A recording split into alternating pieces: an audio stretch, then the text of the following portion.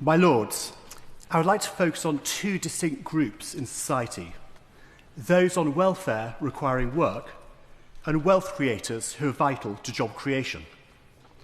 Both groups have been let down by the budget. The welfare changes are not geared towards helping people into work, and the tax rises further repel the people who create jobs. First, welfare to work.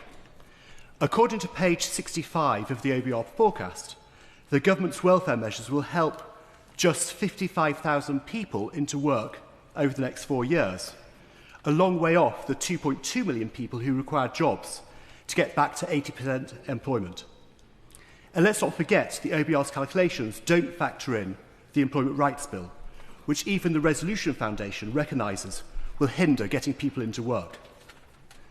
Sir Charlie Mayfield's review into employment for the long-term sick is a truly superb piece of work, but its conclusions need to be implemented at pace.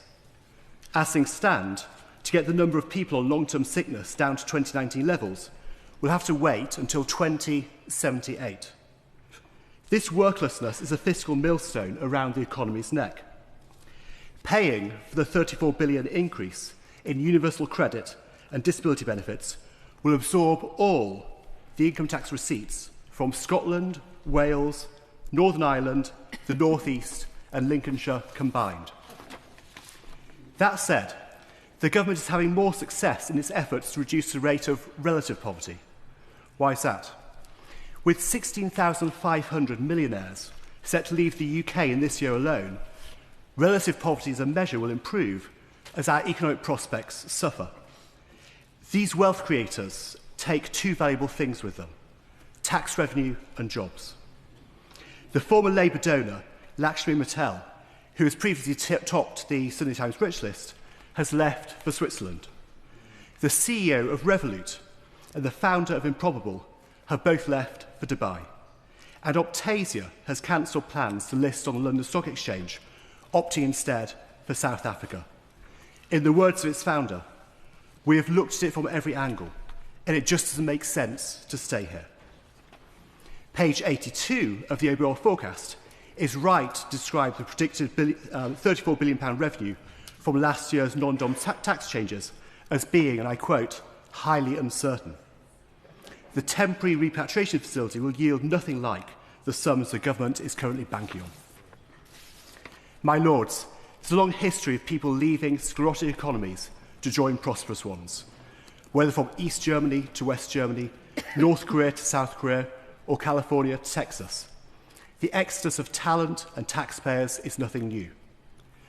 Of the 693 people who left the UK in the past year, 693,000 people who left the UK in the past year, a disproportionate number are entrepreneurs, investors, employers, philanthropists, and crucially, and this is an important point, the wealth creators and job creators of the future. Which brings me back to worklessness. We need to create an additional 1.4 million new jobs to get the employment rate back up to 80%. Who will create these jobs if the job creators are leaving? When the Labour Party Prime Minister said, at the launch of the Labour Party manifesto, he said, "With Labour, those who can work will work. We want more people in work to get the benefits bill down." And he went on to say, "When I say our number one mission is economic growth, you could say our number one mission is wealth creation."